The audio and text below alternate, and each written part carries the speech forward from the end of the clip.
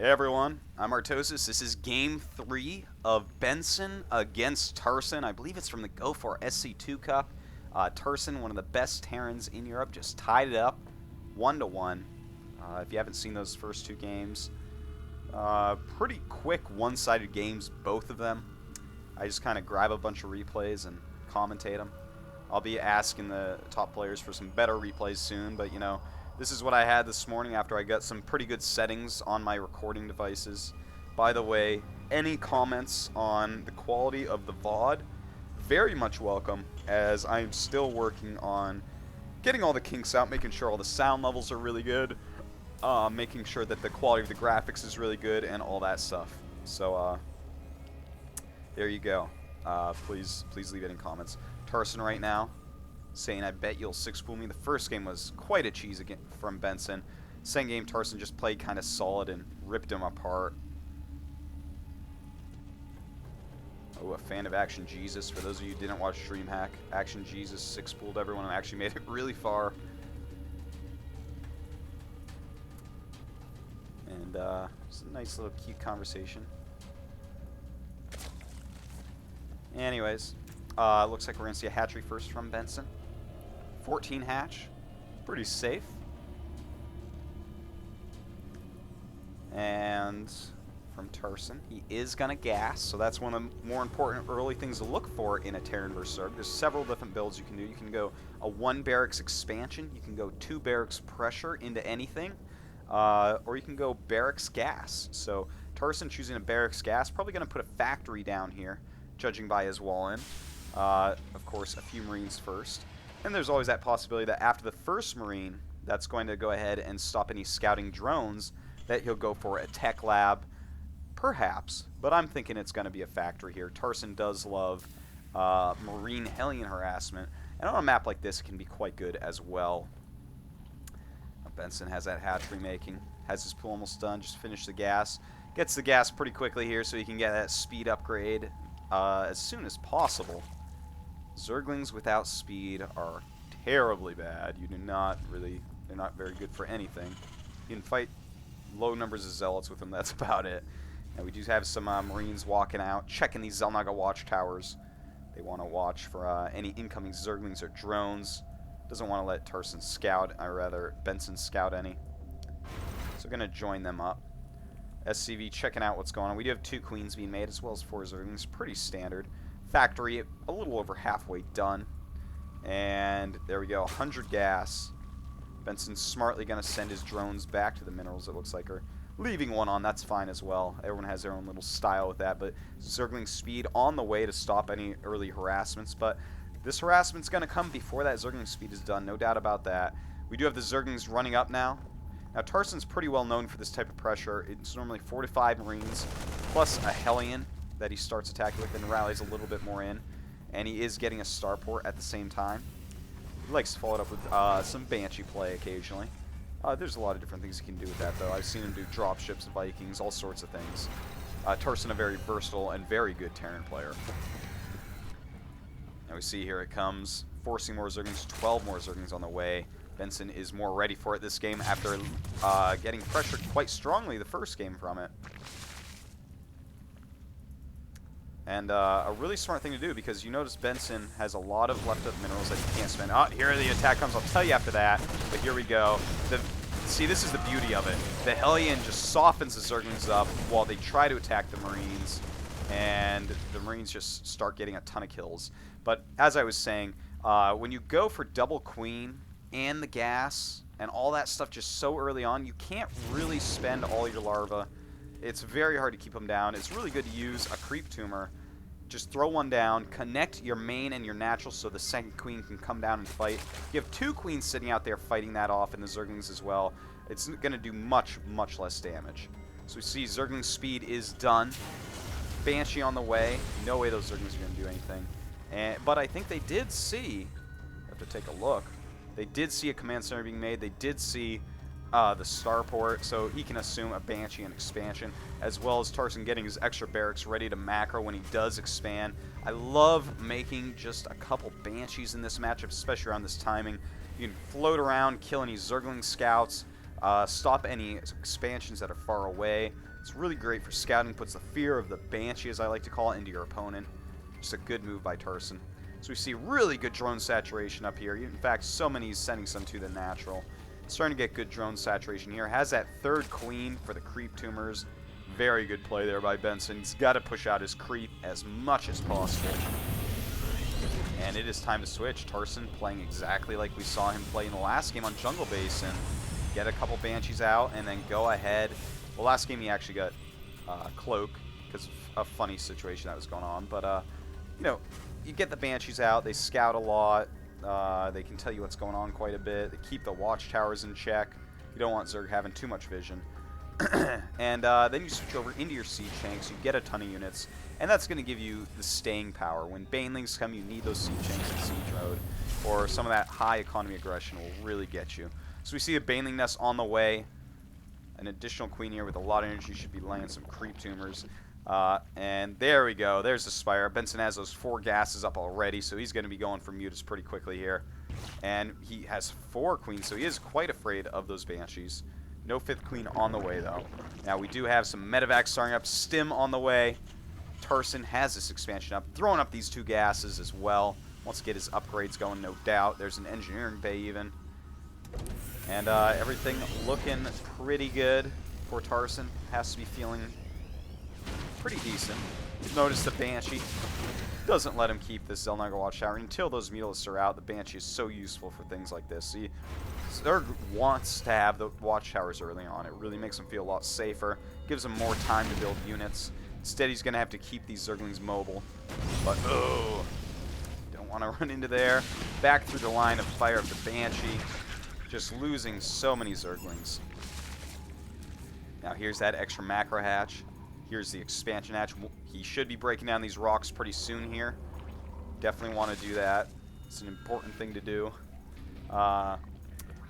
Obviously, how else will you defend here if he attacks into it? You got to kill the rocks, then go down and defend. No, your hatchery's gone by then. No doubt about it. And Tarson going around with these Hellions. So that's going to annoy the hatchery quite a bit. And Benson's going to realize, oops, I should have killed this. Oh, look at this. But there is a drop up here. Sorry about that. And you see that it's going to be held off pretty easily. That double queen really does help in defending that, believe it or not. They don't really kill Marines fast or anything, but between the transfusions, if you target them and attack into the medevac, Tarson has to back up quite quickly. So Tarson not really doing a lot of damage. Let's take a look at these supplies. We do have Benson in the lead with 97. Tarson with 77. Getting that 3rd command center. I love it, I love it, I love it.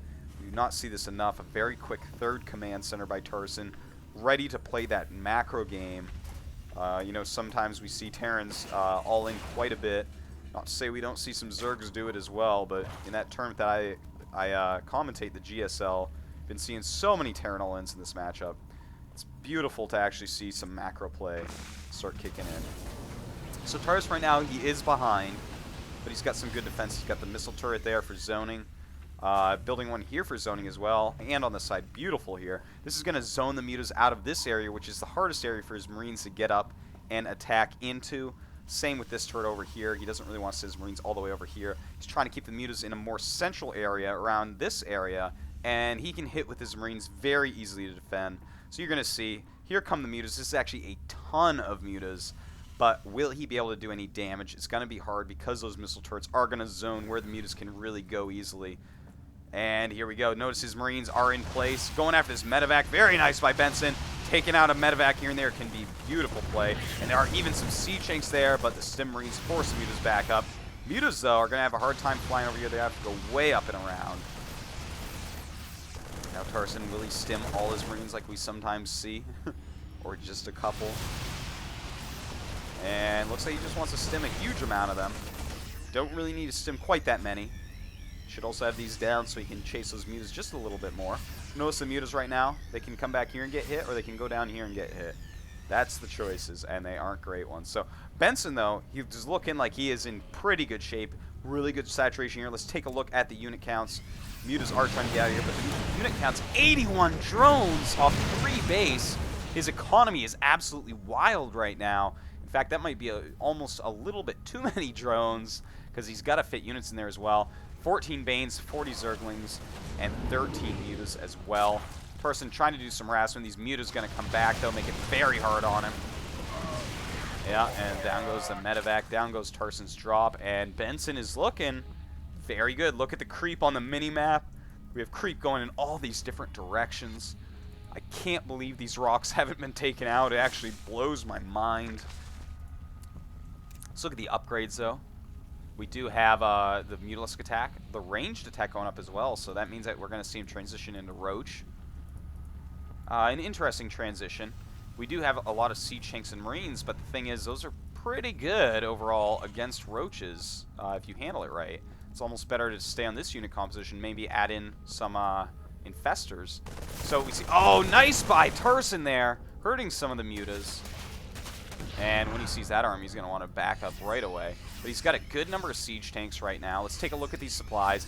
Ooh, the Zerg is almost maxed, and taking this 4th base is a good time. He should actually throw up hatcheries just about everywhere. He's got really good containment on Tarson right now. Look at this. These mutas are doing a great job. Tarson trying to throw up some more turrets. Not going to happen. And anyways, the Zerg player, he's got good creep cover, and he's got a ton of supply. He's got decent upgrades. Really, right now, he can just take all the bases. There we go. He's going to take this one. Should take these rocks out and take that one as well. No reason to just have your Zerglings sitting here. They can kill those rocks off. Gold base is so good. You don't need nearly as many drones there. Keep it up. But anyways, we have 190 for our Zerg player, 150 for Tarson. He's waiting on supply.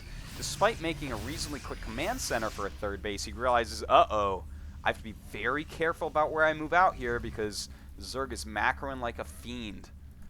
So we see +1 melee attack and +1 range attack. No, we don't see any infestation pit yet.